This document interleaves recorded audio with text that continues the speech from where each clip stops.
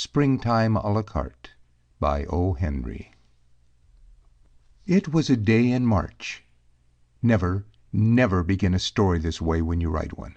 No opening could possibly be worse. It is unimaginative, flat, dry, and likely to consist of mere wind. But in this instance it is allowable. For the following paragraph, which should have inaugurated the narrative, is too wildly extravagant and preposterous to be flaunted in the face of the reader without preparation. Sarah was crying over her bill of fare. Think of a New York girl shedding tears on the menu card. To account for this, you will be allowed to guess that the lobsters were all out, or that she had sworn ice cream off during Lent, or that she had ordered onions, or that she had just come from a Hackett matinee. And then, all these theories being wrong, you will please let the story proceed. The gentleman who announced that the world was an oyster which he with his sword would open made a larger hit than he deserved. It is not difficult to open an oyster with a sword. But did you ever notice anyone trying to open the terrestrial bivalve with a typewriter?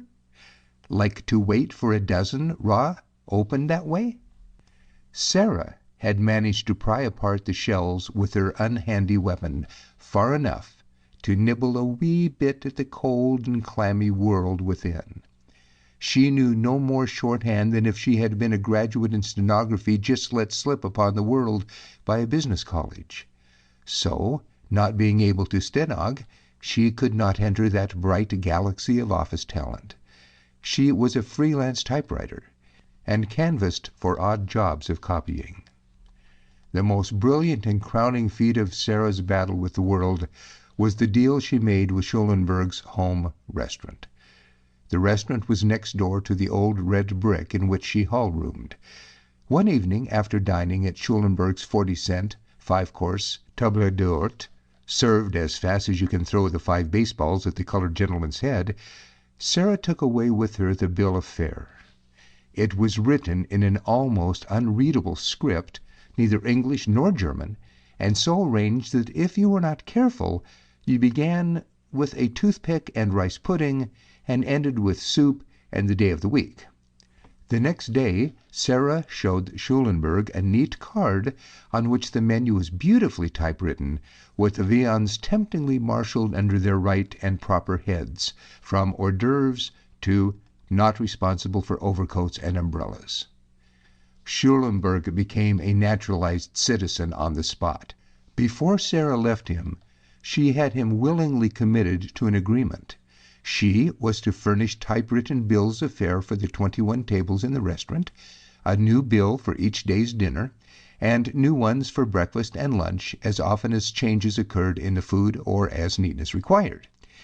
In return for this, Schulenburg was to send 3 meals per diem to Sarah's hall room by a waiter, an obsequious one if possible, and furnish her each afternoon with a pencil draft of what fate had in store for Schulenburg's customers on the morrow. Mutual satisfaction resulted from the agreement. Schulenburg's patrons now knew what the food they ate was called, even if its nature sometimes puzzled them, and Sarah had food during a cold, dull winter, which was the main thing with her. And then the almanac lied, and said that spring had come. Spring comes when it comes. The frozen snows of January still lay like adamant in the crosstown streets. The hand organs still played in the good old summer time with their December vivacity and expression. Men began to make 30-day notes to buy Easter dresses. Janitors shut off the steam. And when these things happen, one may know that the city is still in the clutches of winter. One afternoon Sarah shivered in her elegant hall bedroom. House heated, scrupulously clean, conveniences seen to be appreciated. She had no work to do except Schulenburg's menu cards. Sarah sat in her squeaky willow rocker and looked out the window. The calendar on the wall kept crying to her, "Springtime is here, Sarah. Springtime is here, I tell you. Look at me, Sarah. My figures show it. You've got a neat figure yourself, Sarah. Nice springtime figure. Why do you look out the window so sadly?"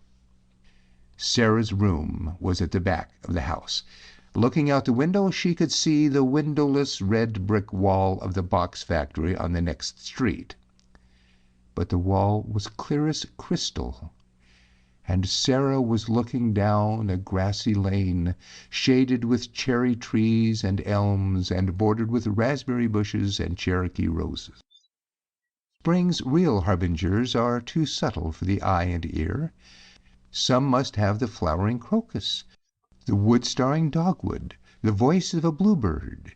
Even so gross a reminder as the farewell handshake of the retiring buckwheat and oyster before they can welcome the lady in green to their dull bosoms. But to old earth's choicest kin there come straight, sweet messages from his newest bride, telling them they shall be no stepchildren unless they choose to be. On a previous summer Sarah had gone into the country and loved a farmer. In writing your story, never hark back thus. It is bad art and cripples interest. Let it march, march. Sarah stayed 2 weeks at Sunnybrook Farm. There she learned to love old Farmer Franklin's son, Walter. Farmers have been loved and wedded and turned out to grass in less time. But young Walter Franklin was a modern agriculturist. He had a telephone in his cowhouse, and he could figure up exactly what effect next year's Canada wheat crop would have on potatoes planted in the dark of the moon. It was in this shaded and raspberried lane that Walter had wooed and won her, and together they had sat and woven a crown of dandelions for her hair. He had immoderately praised the effect of the yellow blossoms against her brown tresses, and she had left the chaplet there and walked back to the house swinging her straw sailor in her hands. They were to marry in the spring, at the very first signs of spring, Walter said, and Sarah came back to the city to pound her typewriter. A knock at the door dispelled Sarah's visions of that happy day. A waiter had brought the rough pencil draft of the home restaurant's next day fare in old Schellenberg's angular hand. Sarah sat down at her typewriter and slipped a card between the rollers. She was a nimble worker. Generally in an hour and a half the 21 menu cards were written and ready. Today there were more changes on the bill of fare than usual. The soups were lighter. Pork was eliminated from the entrees, figuring only with Russian turnips among the roasts. The gracious spirit of spring pervaded the entire menu. Lamb, that lately capered on the greening hillsides, was becoming exploited with the sauce that commemorated its gambrels. The song of the oyster, though not silenced, was diminuendo con amore. The frying pan seemed to be held inactive behind the beneficent bars of the broiler. The pie list swelled. The richer puddings had vanished. The sausage, with his drapery wrapped about him, barely lingered in a pleasant thanatopsis with the buckwheats and the sweet but doomed maple. Sarah's fingers danced like midgets above a summer stream. Down through the courses she worked, giving each item its position according to its length and with an accurate eye. Just above the desserts came the list of vegetables: carrots and peas, asparagus on toast, the perennial tomatoes and corn and succotash, lima beans, cabbage, and then Sarah was crying over her bill of fare. Tears from the depths of some divine despair rose in her heart and gathered to her eyes. Down went her head on the little typewriter stand, and the keyboard rattled a dry accompaniment to her moist sobs. For she had received no letter from Walter in 2 weeks, and the next item on the bill of fare was dandelions. Dandelions with some kind of egg, but bother the egg. Dandelions, with whose golden blooms Walter had crowned her his queen of love and future bride. Dandelions, the harbingers of spring, her sorrow's crown of sorrow, reminder of her happiest days. Madam, I dare you to smile until you suffer this test. Let the Marechal Niel roses that Percy brought you on the night you gave him your heart be served as a salad with French dressing before your eyes at a Schulenburg table d'hôte. Had Juliet so seen her love tokens dishonored, the sooner would she have sought the Lethean herbs of the good apothecary. But what a witch's spring! Into the great cold city of stone and iron a message had to be sent. There was none to convey it but the little hearty courier of the fields with his rough green coat and modest air. He is a true soldier of fortune, this dent de lion, this lion's tooth, as the French chefs call him. Flowered, he will assist at love-making, wreathed in milady's nut-brown hair. Young and callow and unblossomed, he goes into the boiling pot and delivers the word of his sovereign mistress. By and by Sarah forced back her tears. The cards must be written. But still in a faint golden glow from her dandelionnine dream, she fingered the typewriter keys absently for a little while, with her mind and heart in the meadow lane with her young farmer. But soon she came swiftly back to the rock-bound lanes of Manhattan, and the typewriter began to rattle and jump like a strikebreaker's motor car.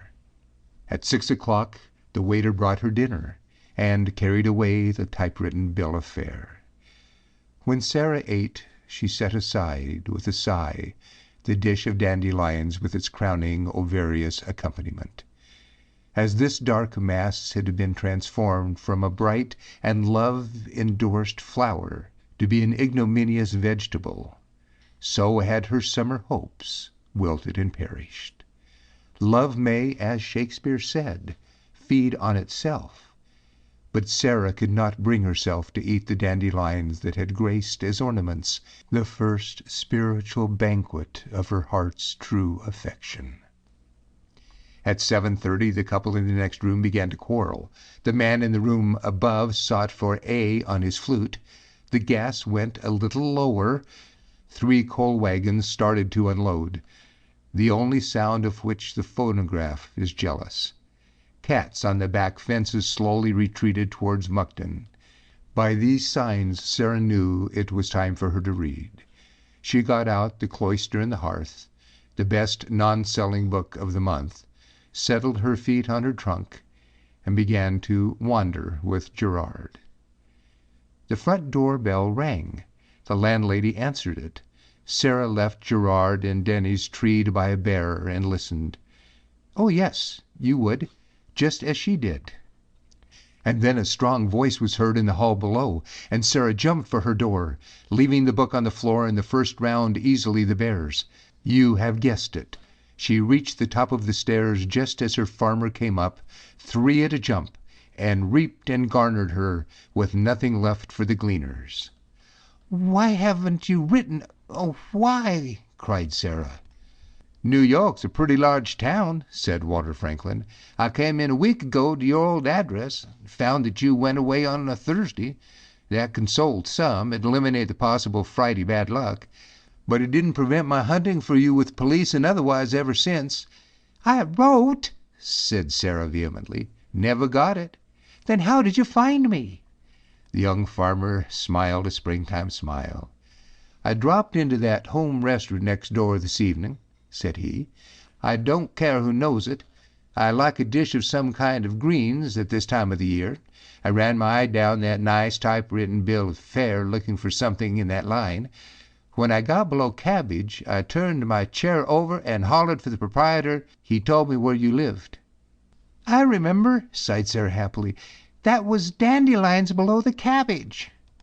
"I'd know that cranky capital W way above the line your typewriter makes anywhere in the world," said Franklin.